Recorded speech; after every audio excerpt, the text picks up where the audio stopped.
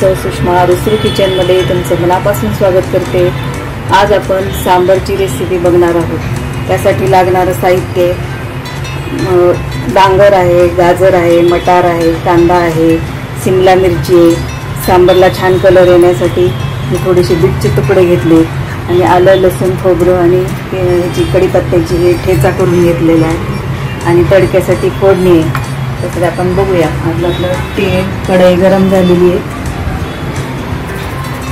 त्यामध्ये आपण एक जिन्नस घालू, तेल घालू 2 ते 3 चमचे, साधारण 4 चमचे तेल घालू।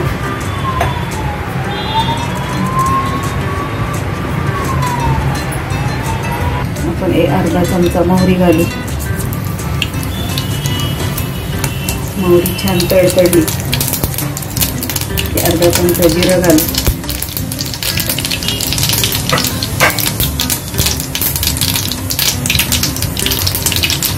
थोडा हिंग घालू, कांदा घालू,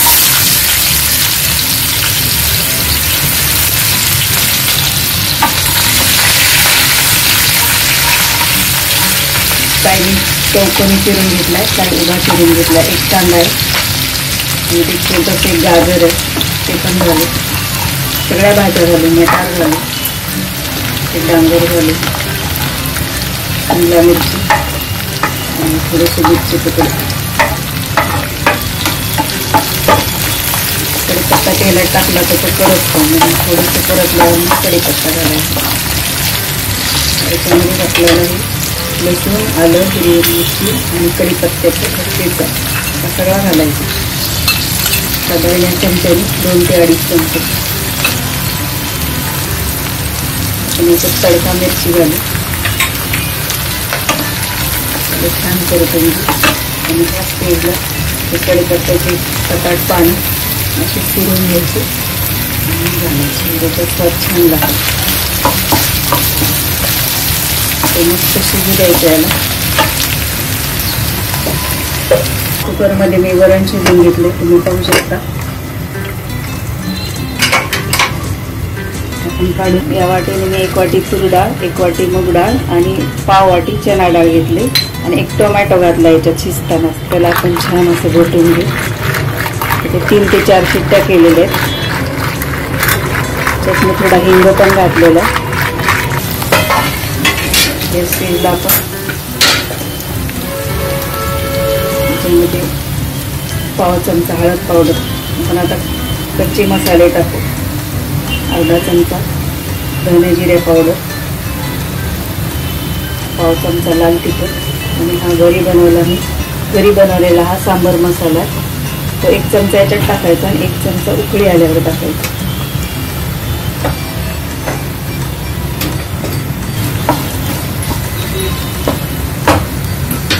आपण याच्यात 1 ते 1.5 चमचा मीठ घालू। तुम्हाला आवडत असेल तर याच्यामध्ये गूळ घालू, याच्यामध्ये थोडा गूळ घालायचा। तुम्हाला आवडत नसला तर नाही घातला तरी चालेल। वरण आपलं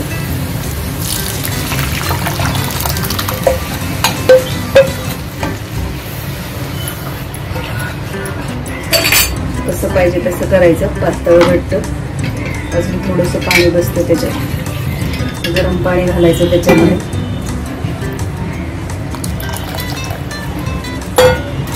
छान उकळी आली की अजून 1 चमचावर काळा मसाला, सांबर मसाला घालायचा।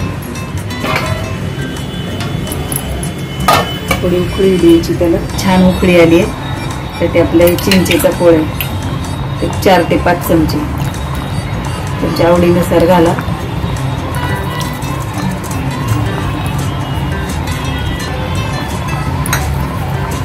अजून 1 चमचा याच्यामध्ये सांबार मसाला, काळा मसाला थोडाच टाकायचा। मस्त सांबार आपलं झालेलं आहे। तुम्हाला जर ही माझी रेसिपी आवडली असली तर लाईक करा, शेअर करा, सबस्क्राईब करा आणि बेल आयकॉनचं बटन क्लिक करा।